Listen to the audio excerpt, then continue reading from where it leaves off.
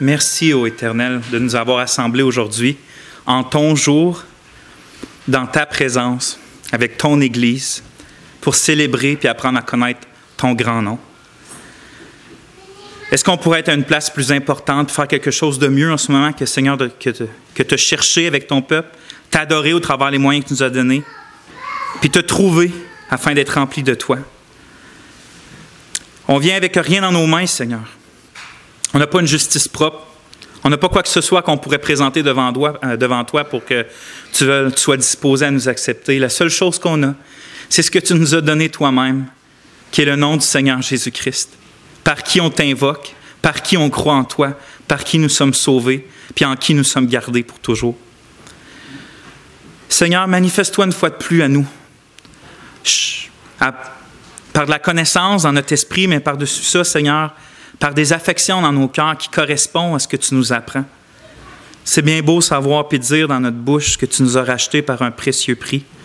Mais Seigneur, que ton esprit enflamme nos âmes par ces vérités, puis qu'on sorte d'ici aujourd'hui plus disposés à marcher dans la crainte, puis dans la joie, puis dans l'admiration, puis dans la piété et la sainteté. C'est ton œuvre. C'est pour ça qu'on t'a pris toi. Amen. Je suis vraiment content de vous voir, frères et sœurs. Merci de vous être assemblés avec le peuple de Dieu. On va commencer tout de suite avec la lecture de la parole. J'ai tout le passage derrière moi. Évidemment, on va juste se concentrer aujourd'hui sur où qu'on est rendu, c'est-à-dire le verset 18-19. Mais comme ça se lit la parole de Dieu à partir du verset 17. « Et si vous invoquez comme Père celui qui, sans partialité, juge selon l'œuvre de chacun, conduisez-vous avec crainte pendant le temps de votre séjour sur la terre, sachant que vous avez été rachetés de votre vaine conduite qui vous avait été enseignée par vos pères, non par des choses corruptibles, de l'argent ou de l'or, mais par le sang précieux de Christ, comme d'un agneau sans défaut et sans tache, préconnu avant la fondation du monde, mais manifesté à la fin des temps pour vous, qui par lui, croyant en Dieu qui l'a ressuscité d'entre les morts et lui a donné la gloire, en sorte que votre foi et votre espérance soient en Dieu. » Amen. Frères et sœurs, je crois que l'un des dangers, ou en tout cas l'un des pièges qui guettent ceux d'entre nous qui sont chrétiens depuis déjà quelque temps, moi ça ne fait pas si longtemps que ça, mais ça fait un peu plus de 10 ans. Mais il y en a certains d'entre nous que ça fait beaucoup plus longtemps. Mais en tout cas, l'un des dangers qui nous guette quand on est chrétien depuis quelques années, c'est d'oublier la condition misérable dans laquelle on était avant que la main gracieuse puis miséricordieuse de Dieu s'étende jusqu'à nous pour nous arracher de cette condition-là. Vous savez, on passe par un moment où on ressemble vraiment beaucoup aux Israélites, que l'Éternel avait puissamment sorti d'Égypte. Par sa main puissante, j'ai sorti mon peuple, j'ai appelé mon peuple hors d'Égypte. Mais que dès que les difficultés ont commencé à apparaître dans le désert, ça n'a pas été très long, mais dès qu'il y a eu des difficultés, des tentations, des épreuves, ils se sont mis aussitôt à élever la voix d'un commun accord pour se plaindre à Dieu, puis pour crier qu'ils aimeraient peut-être mieux retourner en Égypte. Par exemple, on lit dans Exode 16 au verset 3, c'est le peuple qui parle. « Que ne sommes-nous pas morts dans la main? Que ne sommes-nous pas morts par la main de l'Éternel dans le pays d'Égypte, quand nous étions assis près des pots de viande, quand nous mangions du pain à satiété? Car vous nous avez menés dans ce désert pour nous faire mourir de faim toute cette multitude. » Donc, tant qu'à venir, leur parole, c'est tant qu'à venir ici pour mourir de faim. Pourquoi on ne serait pas mort en Égypte ou qu'au moins on mangeait? Là, c'est rendu qu'il paraît qu'ils ont tout oublié ce qui se passait en Égypte parce que là, ils disent on mangeait à satiété, on avait de la viande puis tout ça. Donc, ils semblent oublier la condition dans laquelle ils étaient quand ils sont partis. Mais ce serait facile de les pointer du doigt, frères et sœurs, de dire les Israélites étaient donc bien poches, ils étaient donc bien pas près de Dieu. Mais frères et sœurs, combien de fois il nous arrive, à différentes échelles, de faire exactement la même chose qu'eux? Au début de ma vie chrétienne, j'étais facile à pointer les Israélites quand je lisais l'Ancien Testament, à dire « Hey, regarde-les, hey, regarde-les, hey, regarde-les ». Après 10 ans, je suis comme « Il me ressemble, il me ressemble, il me ressemble ». C'est vrai pareil. Si souvent, on va faire « Oh Dieu, si tu m'as sauvé, pourquoi je suis malade? Il me semble qu'avant de te connaître, j'étais en meilleure santé. Oh Dieu, Si tu es vraiment au contrôle de tout, pourquoi qu'il m'arrive ça? Pourquoi qu'il m'arrive si ma vie était paisible avant? Oh Dieu, si tu m'aimes vraiment, pourquoi permets-tu ça dans ma vie? J'étais mieux avant. Je n'avais pas à vivre avec cette épreuve-là, avec cette tentation-là, avec ces difficultés-là, avec ces attaques-là. Vous savez, si des fois on est refroidi dans notre passion pour Dieu, si des fois on est endurci dans notre joie, dans le plaisir qu'on prend en l'Éternel, mais c'est peut-être parce qu'il nous arrive exactement ce que le Seigneur Jésus a dit à l'Église d'Éphèse en Apocalypse 2,4, qu'on a abandonné notre premier amour. Vous savez ce que Jésus il dit après ce reproche-là? La phrase après. Vous avez abandonné votre premier amour. Il dit au verset 5, le remède de ça, c'est « Souviens-toi donc d'où tu es tombé. » Souviens-toi d'où tu es tombé. Donc, si souvent, je pense qu'on se refroidit dans notre amour, comme les Israélites, parce que comme eux, on oublie d'où qu'on est tombé. On oublie d'où qu'on vient, puis où que l'Éternel est venu nous chercher.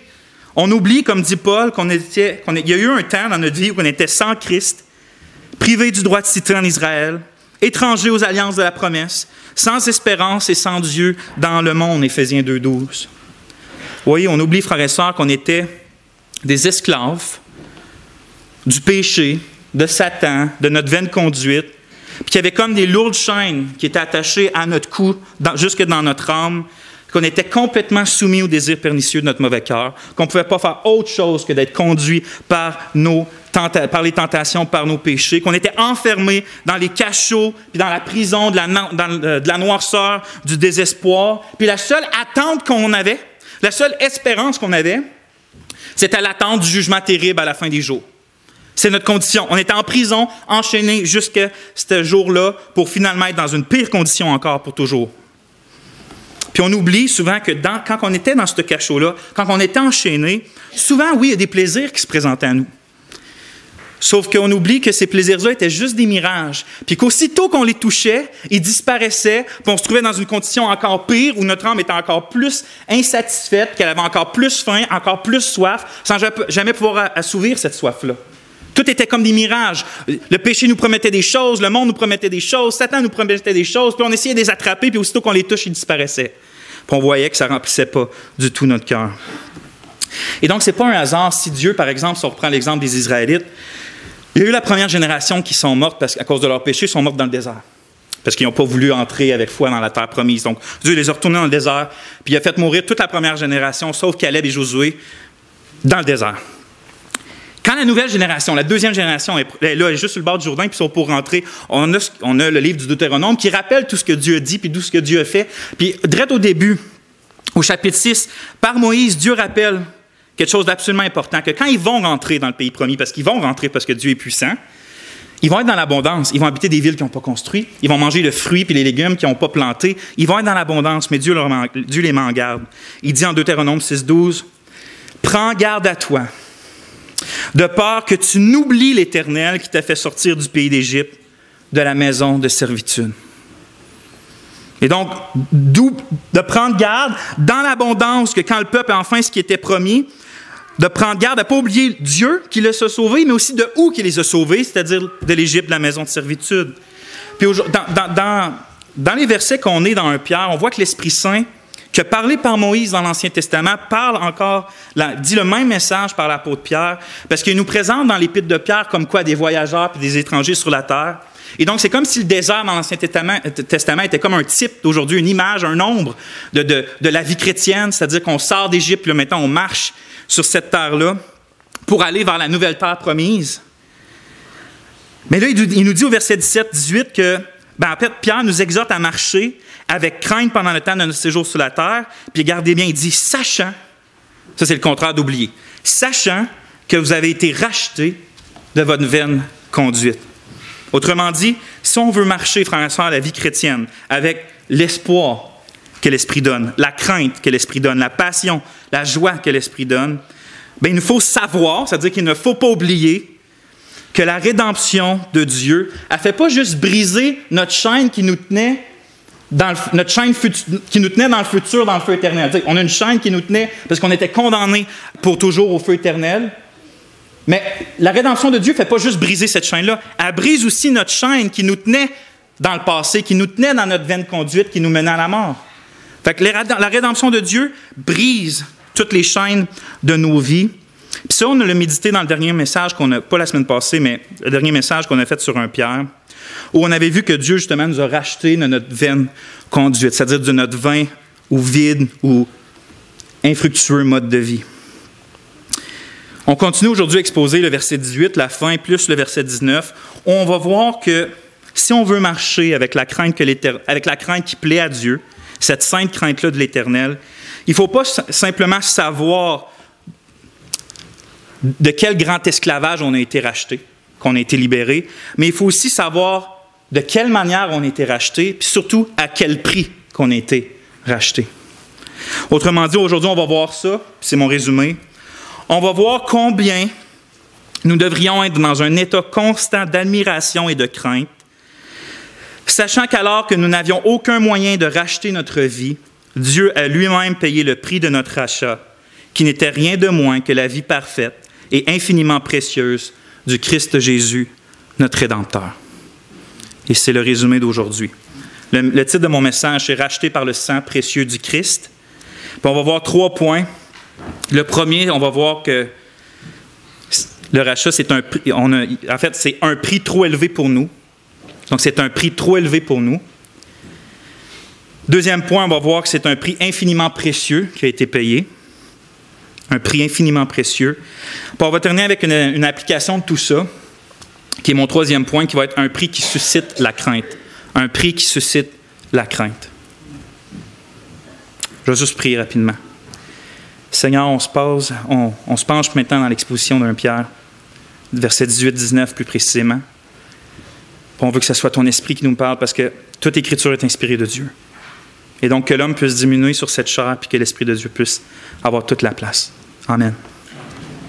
Premier point, un prix trop élevé pour nous. Un prix trop élevé pour nous.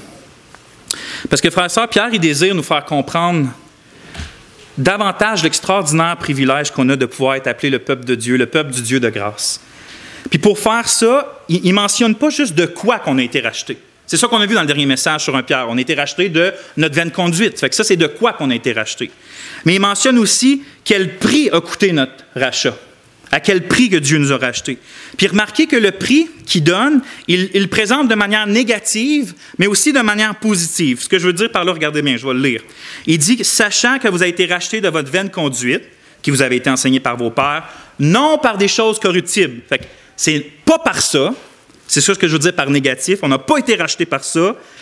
Mais par quoi qu'on a été rachetés? Par le sang précieux du Christ, comme d'un agneau sans défaut et sans tache. Donc, on n'a pas été rachetés par les choses corruptibles, mais on a été rachetés par le sang précieux du Christ. Puis évidemment, le point central, le plus important de ce passage-là, et donc de la prédication, c'est le fait d'un peu plus comprendre par l'Esprit Saint qu'on a été rachetés par le sang précieux de Jésus-Christ. C'est ça le plus important. Mais il ne faut pas trop vite sauter là, comme si, quand il dit qu'on n'a pas été racheté par ça, ça ne serait pas important. T'sais, on oublie ce qu'il dit, puis on passe tout de suite au plus important. Si l'Esprit par Pierre mentionne qu'on n'a pas été racheté par ces choses-là, c'est qu'il y a un but derrière. Qu'est-ce que je pense que c'est son but? C'est que je crois que la raison est assez simple, c'est que plus nous connaissons la valeur, la grande valeur d'une chose qu'on ne peut pas acheter, donc quelque chose d'une grande valeur, mais on ne peut pas l'acheter par nous-mêmes, plus nous sommes en mesure de l'apprécier avec reconnaissance quand quelqu'un nous la donne.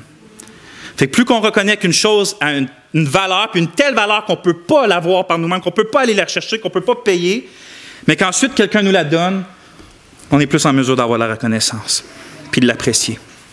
Par exemple, si vous allez voir un médecin, puis vous avez besoin d'un médicament spécifique pour guérir une nouvelle maladie, rare, mais très spécifique, bien, si vous pouvez juste quitter chez vous, marcher 2 coins de rue, aller à la pharmacie, puis d'acheter le médicament qu'il vous faut, puis en plus, vous le prenez, puis il n'y a pas de cas. Je veux dire, vous n'allez pas faire une chanson là-dessus. Parce que vous avez marché 5 minutes, vous avez acheté le produit, le médicament, puis vous êtes guéri. Fait que vous n'allez pas faire de « c'était facile à voir, c'était facile à acquérir », vous n'allez pas chanter ça sur tous les toits. Mais si vous allez voir le même médecin, puis qu'en plus de vous dire que vous avez une maladie mortelle très rare et unique, il vous dit que malheureusement, il y a un seul médecin sur toute la Terre qui peut produire ou confectionner ce médicament-là.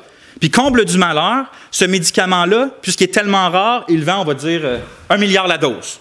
Puis vous, c'est une dose que vous preniez pendant plusieurs temps. Bien, la seule chose qu'il vous reste à faire, si vous n'avez pas cet argent-là, c'est de faire le deuil de votre vie. parce que votre mort s'en vient, parce qu'il n'y a pas d'autres médicaments, puis il n'y a pas d'autre façon de l'avoir que de payer ce médecin-là. Mais là, imaginez qu'il y a une surprise, puis que le médecin entend parler de votre situation, puis qu'il décide d'avoir pitié de vous, puis de vous donner toutes les doses que vous avez besoin, jusqu'à temps que vous soyez guéri. Probablement que là, les mots vont vous manquer pour raconter la grâce, la miséricorde, puis le bonheur que vous avez, parce que vous avez reçu le seul médicament qui pouvait vous aider, alors que vous ne pouviez pas vous l'acquérir. C'est pour ça que je dis que plus nous saisissons qu'une chose est désirable ou une chose qu'on a désespérément besoin, qui est hors de notre portée, plus on va comprendre la valeur lorsqu'elle nous est donnée. C'est pour ça que je crois que Pierre précise qu'on n'a pas été racheté par des choses corruptibles comme de l'argent ou de l'or pour qu'on saisisse que le prix de notre rachat, le prix du rachat de notre âme est infiniment plus élevé, je vais dire même éternellement plus élevé que ce qu'on pourrait jamais payer pour avoir. Je veux dire, c'est au-dessus, c'est hors de notre portée, c'est même pas dans notre catégorie, on ne peut rien faire pour l'avoir. Je vous rappelle que l'expression, quand Pierre dit racheter, peut-être pour ceux qui n'étaient pas là dans le dernier message, j'utilise un mot qui fait référence à une pratique qui est super commune à son époque, qui est le fait de racheter quelqu'un de l'esclavage, c'est-à-dire un esclave, de le racheter de son esclavage. Que ce soit quelqu'un qui veut en faire son serviteur, ou même, dans certains contextes, l'esclave pouvait se racheter lui-même s'il faisait un certain travail pendant un certain temps, ou s'il s'amassait assez d'argent pour payer le prix de son rachat, par exemple. Et là, je pense que Pierre fait un contraste avec cette coutume-là précisément, pour montrer que, dans le fond, contrairement aux esclaves qui pouvaient racheter leur liberté terrestre avec des choses terrestres, ceux qui sont spirituellement esclaves ne peuvent offrir quoi que ce soit de ce monde afin d'être libérés. Fait que oui, il y avait des esclaves qui pouvaient se racheter de leur esclavage terrestre par des choses terrestres, mais ceux qui sont spirituellement esclaves, qu'est-ce qu'ils peuvent offrir pour... Ils peuvent-ils offrir de l'argent? Peuvent-ils offrir de la nourriture? Est-ce qu'ils peuvent offrir leur service? Simplement dit, avant d'être sauvés, nous sommes des esclaves spirituels et rien de charnel ou de terrestre ne peut changer quoi que ce soit à cette situation. Nous sommes esclaves du péché et sous la condamnation de Dieu. Donc, qu'est-ce qu'on pourrait offrir en échange de ça? Qu'est-ce qu'on pourrait aller offrir à Dieu pour qu'il pardonne nos péchés? Vous savez, dans notre époque en particulier, mais c'est de toutes les époques en fait, il y a beaucoup qui pensent que l'argent, ça l'offre liberté, puis ça l'offre pouvoir, puissance. Mais ça, encore une fois, c'est un mirage mensonger. Oui, il y a peut-être des gens qui peuvent s'acheter une certaine liberté terrestre avec de l'argent, mais même prenez le plus riche, à la fin de ses jours, il va être aussi nu que le plus pauvre.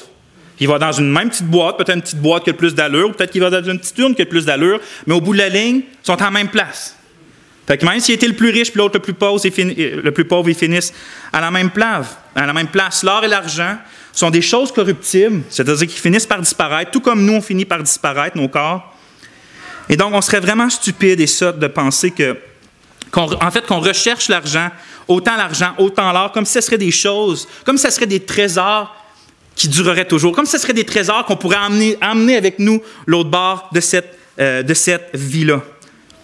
Même les meilleures choses, même les meilleurs trésors, même les meilleures perles, même les meilleurs tout sur cette terre, comme l'argent ou de l'or, par exemple, ils n'ont aucune valeur, mais aucune valeur pour acheter un âme. Aucune valeur. Ils ne peuvent pas non plus racheter la mort du corps. Ils ne peuvent pas prolonger la vie temporelle. Ils ne peuvent pas atteindre... Donc, s'ils ne peuvent pas même prolonger la vie temporelle puis faire ressusciter nos corps d'entre les morts, comment on pourrait penser que l'or et l'argent auraient une quelconque valeur pour ce qui est le rachat de notre âme, la partie la plus noble de l'humain? Regardez ce que Dieu dit au psaume 49, 7. « Ils ont confiance en leurs biens. » Ils ont confiance en leurs biens. Fait que leur foi à eux est où? Dans leurs biens. Et se glorifient dans leur grande richesse. Ils ne peuvent se racheter l'un l'autre, ni donner à Dieu le prix du rachat. Le rachat de leur âme est cher et n'aura jamais lieu. Ils ne vivront pas toujours, ils n'éviteront pas la vue de la fosse. Et Dieu reprend justement ceux qui se confient dans l'argent, qui est environ 99% des gens de notre société aujourd'hui. Est-ce que toi, tu mets ta confiance dans les biens puis dans les richesses? Est-ce que tu mets ton espérance dans cette chose-là? Est-ce que tu dis ou tu penses ou inconsciemment, tu n'as pas le temps de penser à Dieu, tu n'as pas le temps de penser à la condition de ton âme parce que tu dois t'assurer que tu vas avoir une retraite assez noble, une retraite assurée, une retraite où tu vas être bien puis que tu vas pouvoir vivre ta vieillesse super en santé. Si c'est le cas, que tu mettes en confiance dans l'argent pour ça, écoute ce que le Seigneur dit à quelqu'un qui pensait la même chose. En Luc 12, 20, « Insensé, cette nuit même ton âme te sera redemandée, et ce que tu as préparé, pour qui sera-ce? » Sachons que les choses de ce monde ne peuvent pas nous approcher de Dieu. Elles ne peuvent pas nous libérer de l'esclavage dans lequel nous sommes non plus. Est-ce qu'on va donner de l'or et des pierres précieuses à Dieu pour qu'il pardonne nos péchés et qu'il nous adopte dans sa famille? Est-ce qu'on va marchander avec Dieu? Je te donne tout ce que j'ai. Je te donne tout mon argent si tu m'acceptes, si tu me pardonnes. Si c'est ce qu'on pense, on ferait bien de prendre au sérieux ce que l'apôtre Pierre a dit ailleurs dans le livre des Actes à quelqu'un qui pensait pouvoir acheter un don de l'Esprit par l'argent. Simon le magicien qui pensait justement pouvoir acquérir l'Esprit Saint avec l'argent. Pierre lui dit en Actes 8, 20, « Que ton argent périsse avec toi, puisque tu as cru que le don de Dieu s'acquérait à prix d'argent. » Mais s'il y en a qui comprennent, ils voient, ils sont conscients que non, on ne peut pas offrir à Dieu de l'argent, ni des pierres précieuses, on ne peut pas offrir ça à Dieu pour être racheté de notre misère. Mais il y a des gens qui croient ça, mais qui font quand même une autre erreur, qui est de penser qu'ils peuvent racheter leur âme en faisant des bonnes actions ou en faisant des efforts personnels. Mais encore une fois, c'est un mensonge que Satan aime bien faire croire à une multitude. Parce que, j'ai une question, est-ce qu'une bonne conduite, on va imaginer que ça se pourrait que quelqu'un agisse vraiment bien sans la grâce de Dieu dans sa vie, ce que la Bible dénie. Je veux dire. Mais exemple que quelqu'un pourrait vraiment agir super bien, étant motivé par la gloire de Dieu, pour l'amour de ce prochain, est-ce que ça, s'il fait ça pour le reste de sa vie, est-ce que cette bonne conduite-là efface ce qu'il a fait avant, efface ses péchés ou ses crimes? Si je pose la question différemment, est-ce qu'un violeur, un meurtrier, qui va à la cour, qui va être jugé pour son crime, si, exemple, il donne 1 million, on va dire qu'il donne 100 milliards de dollars au juge et à la famille, est-ce que ça veut dire qu'il est non coupable pour ça? Est-ce qu'il peut racheter puis éviter le jugement à cause de ça? Bon, peut-être qu'il y en a sur notre terre remplis de pécheurs qui vont réussir à payer des juges iniques pour éviter le jugement. Mais Dieu, lui, ne va jamais se laisser fléchir par l'argent, ni se laisser fléchir par des supposées bonnes œuvres, parce que son trône, dit la Bible, est fondé sur la justice et l'équité. Puis il n'y a donc personne qui va réussir à échapper au jugement en essayant de dealer avec Dieu des choses comme ça. Que ce soit de l'argent ou que ce soit en essayant de faire des bonnes œuvres. On dira, j'ai fait assez de bonnes œuvres. Oui, quand j'étais jeune ado, Dieu, j'ai fait ça, puis ça, mais regarde le reste de ma vie, ce que j'ai fait. Si on pense marchander comme ça avec Dieu, on va peut-être être surpris quand on va se présenter devant lui. Est-ce qu'on commence maintenant à saisir la grandeur du prix qu'il faut réellement pour être racheté? Puis pourquoi ce prix-là est infiniment plus élevé que ce que nous, on a à offrir? Parce que par nature, on l'a bien vu, on est ennemi de Dieu. Puis par nature, on est sous son jugement. Puis notre âme, par nature, est complètement enlacée dans le péché puis la corruption. Donc notre rachat, c'est pas un rachat qu'on peut acheter avec des choses terrestres. C'est pas un rachat qu'on peut racheter avec l'argent. Notre dette vis-à-vis de Dieu, c'est une dette morale. C'est une dette spirituelle qui ne peut pas être effacée juste comme ça en faisant des choses terrestres. C'est pas de l'argent ou quelques bonnes actions qui va pouvoir nous libérer, parce que la façon d'être libéré de cette dette-là, c'est en payant la dette de nos péchés. C'est la seule façon. C'est pour ça que tu as beau donner l'argent que tu veux puis servir les gens que tu veux. C'est une dette morale que tu as. Qu'est-ce que tu vas faire pour l'effacer? Simplement dit, nos péchés doivent être jugés. Ça, on ne peut pas contourner cette réalité-là. Si on veut payer la dette, c'est que nos péchés doivent être jugés. Le problème, c'est que la Bible dit dans Romains 6, 23 que le salaire du péché, c'est quoi? C'est la mort. Fait que c'est ça la dette. On a une dette, c'est qu'on doit mourir pour nos péchés. On doit être condamné pour nos péchés. Et donc, comment que nous, on va pouvoir racheter notre âme et être réconcilié avec Dieu si le salaire du péché, c'est la mort? On ne peut pas. C'est impossible. On ne peut pas offrir quoi que ce soit pour racheter notre vie de la condamnation du péché. C'est pour ça que mon premier point s'appelle « un prix trop élevé pour nous ». Je veux dire, est-ce que je pourrais le dire d'une autre façon pour montrer comment c'est élevé? Mais gloire soit rendue à Dieu, frères et sœurs. Puis gloire soit rendue à Dieu pour toujours.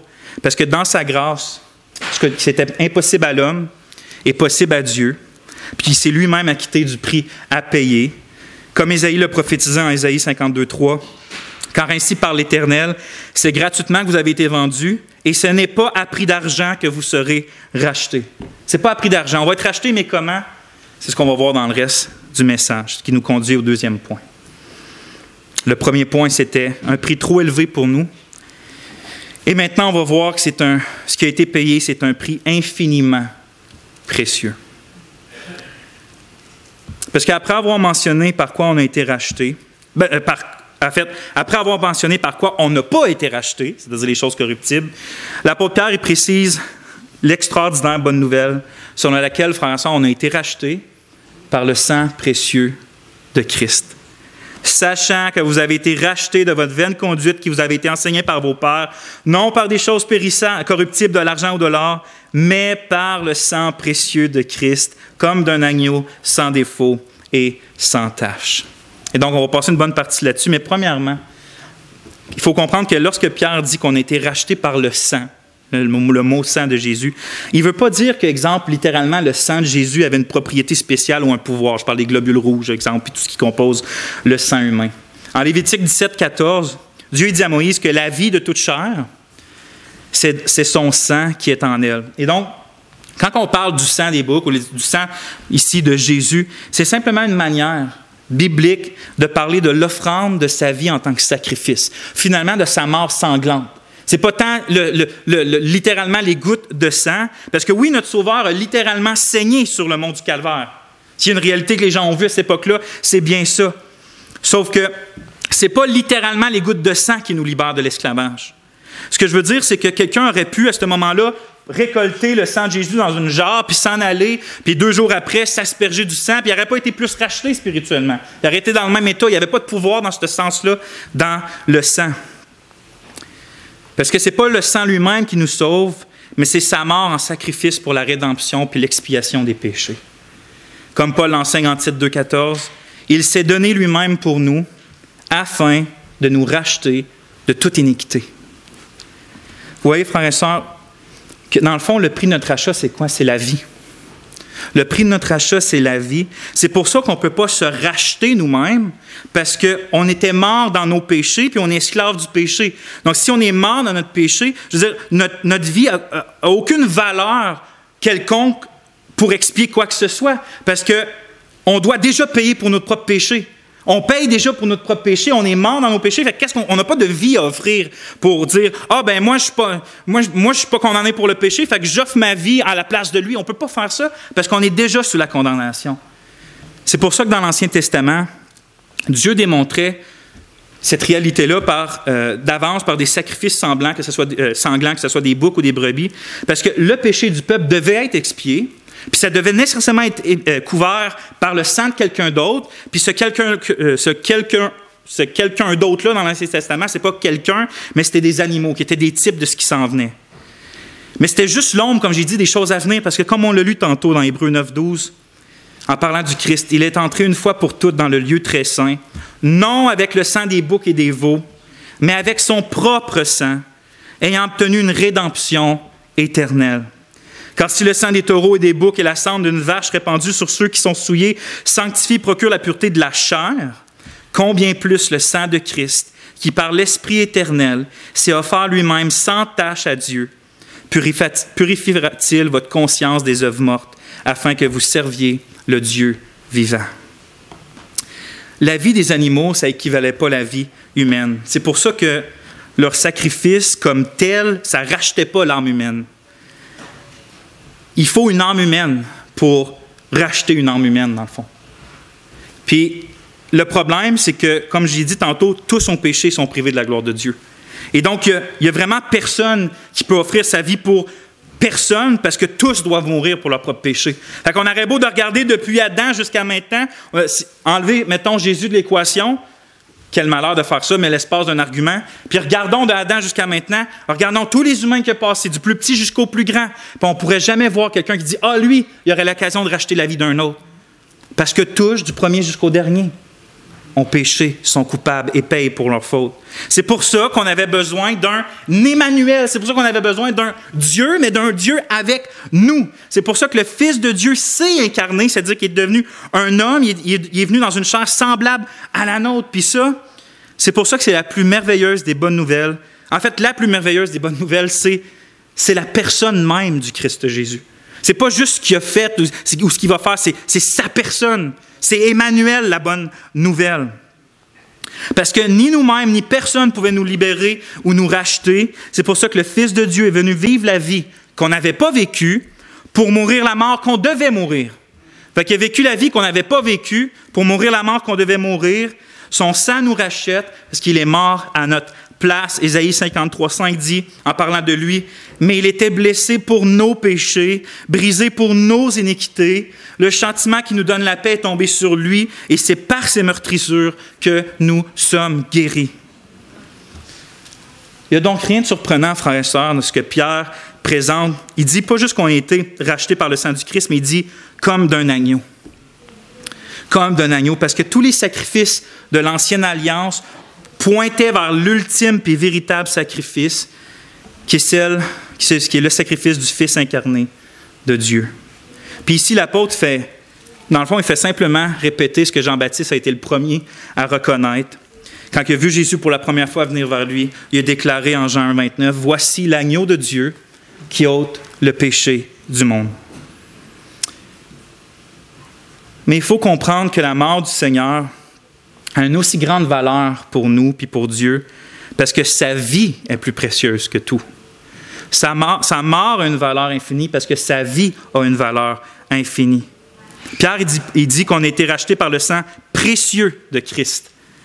Et son sang, c'est infiniment précieux parce que justement, sa vie, sa personne sont infiniment précieuses. Remarquez que l'apôtre ne fait pas juste dire que Jésus, c'est comme un agneau, que le Christ est comme un agneau, mais il précise qu'il est comme un agneau sans défaut et sans tache. Et le peuple de l'Ancienne Alliance, ce qu'on voit, c'est qu'il ne devait pas constamment juste offrir des agneaux ou des boucs, ou peu importe le sacrifice à Dieu, mais Dieu répète et répète constamment et constamment que les sacrifices qui doivent lui être offerts, c'est des sacrifices qui justement n'avaient aucun défaut corporel. Puis il y a deux raisons pour ça. Pourquoi que les sacrifices ne devaient pas avoir de défaut corporel? Premièrement, c'est parce que tout défaut corporel, à la base, il n'avait pas avant la chute. Et donc, tout défaut corporel est à quelque part une conséquence de la chute puis du péché originel. Ainsi, Dieu démontrait que les péchés, pour être expiés, devaient l'être par un sacrifice qui n'était pas lui-même entaché par le péché, en quelque sorte. Ce n'est pas qu'il y avait réellement un péché moral sur les animaux, mais parce qu'on voyait corporellement qu'il y avait une conséquence de la chute, il ne pouvait pas expier le péché. Dieu voulait montrer par là que c'est quelque chose sans péché qui doit expier le péché. Et donc, par conséquent, puis ce qui m'amène à la deuxième raison de pourquoi que les animaux ne devaient pas avoir de tâches ni de défauts, c'est que Dieu démontrait par là que l'ultime agneau, qui ôte le péché du monde, allait justement être parfait et sans péché. Mais l'idée première, ce n'est pas physiquement. C'est moralement, spirituellement, dans sa personne, le Christ était sans défaut et sans tache. Il était parfait. Et donc, la mort du Christ, ce n'est pas simplement la mort d'un homme, mais c'est la mort du seul juste, du seul parfait qui a marché sur cette terre-là. C'est pour ça que Christ peut racheter ton âme. Mais il n'est pas simplement le seul juste qui existait. Il est aussi l'éternel Fils de Dieu par qui tout existe.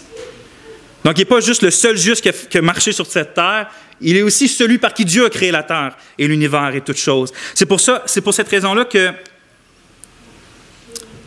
c'est la raison pour laquelle sa vie n'équivaut pas simplement à une vie humaine. Parce que une seule personne, encore hypothétiquement, imaginez qu'un humain ne serait pas pécheur, bien, une âme humaine pourrait valoir simplement pour une autre âme humaine. Tu sais, je ne pourrais pas, par une seule âme, racheter 10 âmes ou 100 âmes. Je pourrais simplement racheter un autre humain ou donner ma vie pour un autre parce que ma vie vaut une vie.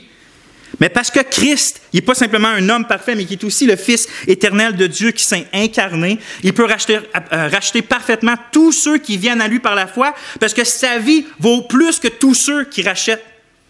Sa vie vaut infiniment plus que toutes les âmes humaines, que tous les anges, que toutes les créatures, que tout le monde entier, même s'il y aurait 10 000 mondes.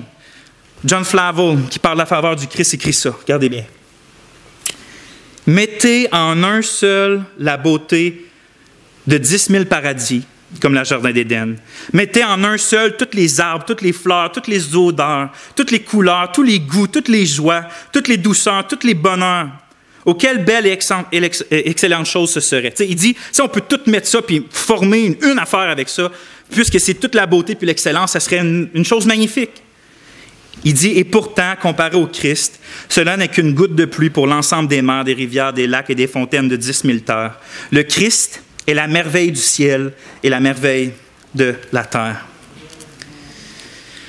Il pourrait avoir, frères et sœurs, des milliers de mondes avec des milliards et des milliards de pécheurs dans chaque monde, et encore le sang de Jésus suffirait pour toutes les racheter, parce que sa vie est infinie, sa valeur est infinie, parce qu'il est le Fils de Dieu, il est le Créateur, l'Éternel. C'est pour ça que j'ai nommé mon deuxième point, le prix infiniment précieux.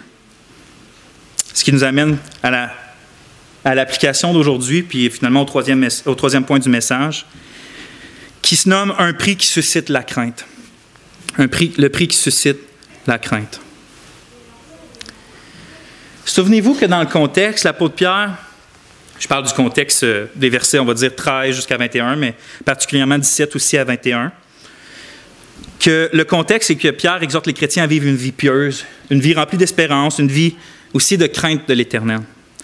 Je vous rappelle que cette crainte-là, on avait vu, c'est pas une peur paralysante d'un coupable devant son bourreau. C'est pas cette crainte-là qui parle, Pierre. C'est la crainte de l'Éternel qu'on voit au travers de la Bible, dont les justes ont le cœur rempli. C'est donc un profond respect, une admiration. C'est même un saint tremblement que suscite une connaissance véritable de l'Éternel par Jésus-Christ. Et donc, c'est vraiment une admiration, un wow, je ne veux pas désobéir, j'ai peur de m'égarer d'un objet aussi précieux qui est le Christ. Donc, c'est vraiment cette espèce de tremblement-là devant quelqu'un qui est trop grand que nous, mais qui pourtant nous accepte. Pierre nous donne donc quelques réalités qui devraient normalement susciter cette crainte-là de l'Éternel dans le cœur des enfants de Dieu. On en a vu quelques-unes, qu'on a vues dans les derniers messages, justement.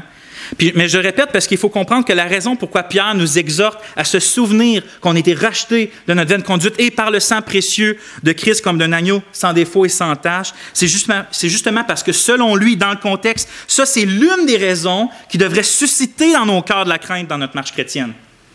Donc, c'est pas juste que le fait que Dieu, c'est un juste juge, c'est pas juste le fait que Dieu est saint, mais aussi le fait qu'on ait été racheté à un aussi grand prix devrait susciter en nous de la crainte. Regardez, je vais relire les versets 17 à 19 juste pour que vous voyez un peu le flot. Il dit, « Et si vous invoquez comme Père celui qui sans partialité juge selon l'œuvre de chacun, conduisez-vous avec crainte pendant le temps de votre séjour sur la terre, sachant que vous avez été rachetés de votre vaine conduite qui vous avait été enseignée par vos pères, non par des choses corruptibles de l'argent ou de l'or, mais par le sang précieux du Christ.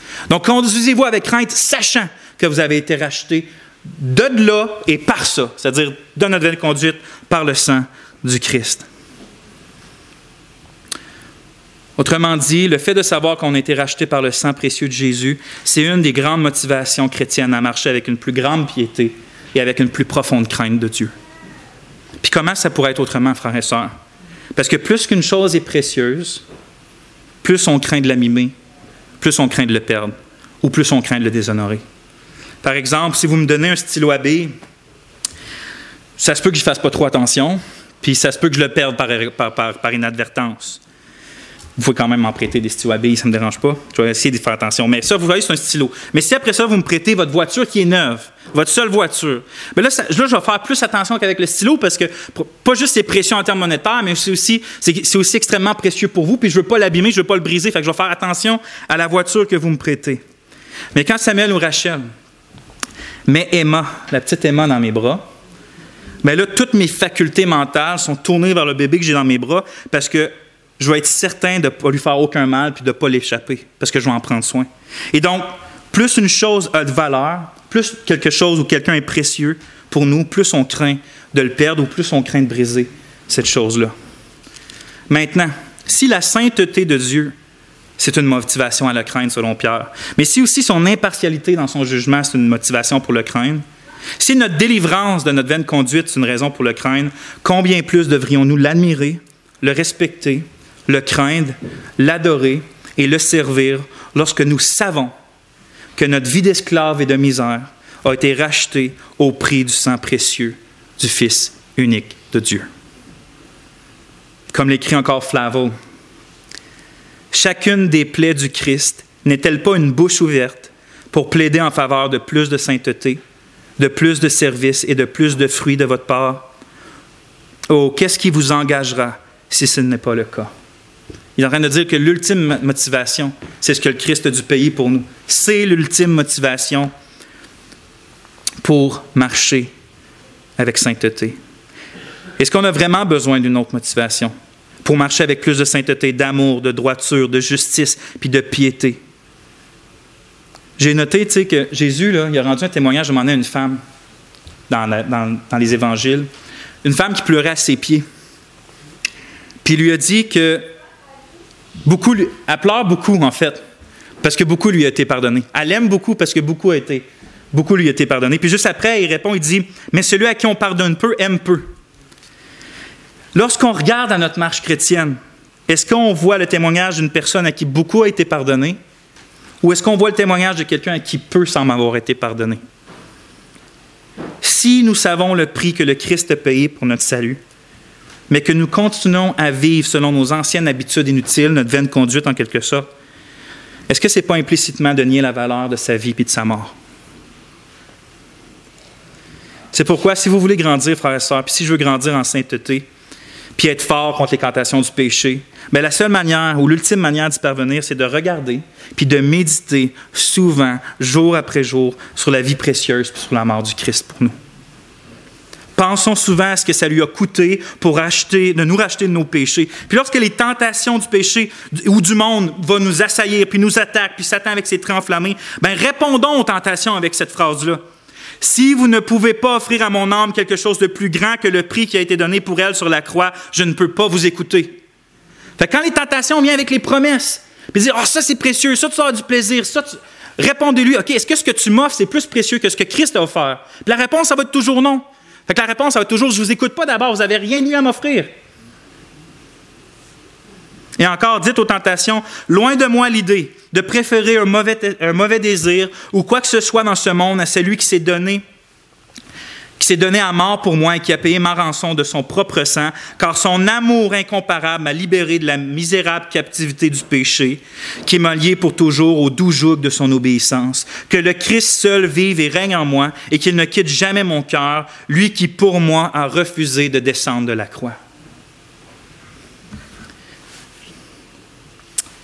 Je vais conclure, frères et sœurs, en disant qu'il ne faut pas commettre la même erreur que les Israélites qu'on a vus au début dans le désert.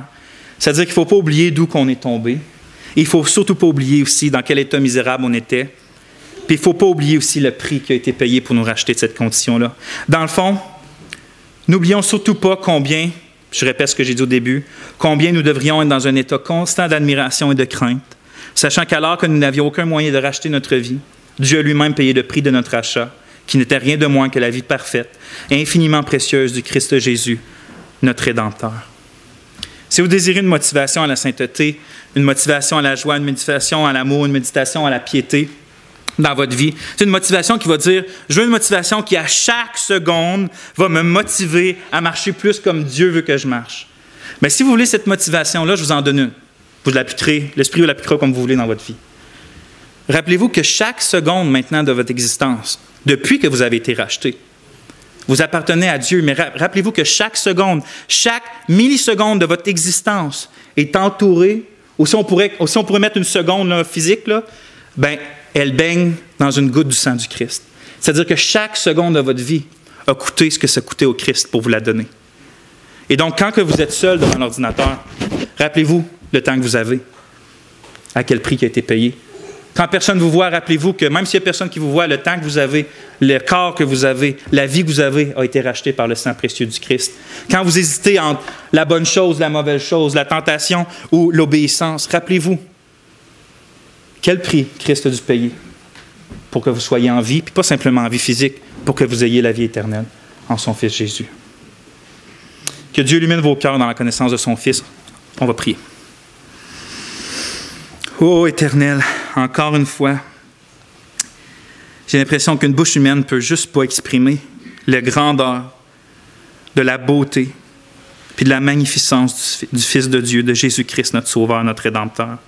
Et c'est pourquoi ma prière, ma supplication, Seigneur, c'est que tu parles à nos âmes par ton Esprit Saint qui seul peut nous illuminer des vérités que tu as inspirées dans la Bible. Illumine-nous sur la grandeur puis la valeur du Christ. Illumine-nous, Seigneur. Rappelle-nous d'où nous sommes tombés. Puis que ton esprit motive et suscite dans nos cœurs des affections qui reflètent que nous sachons que beaucoup nous a été pardonné. À toi la gloire, Seigneur, dans cette Église. Amen.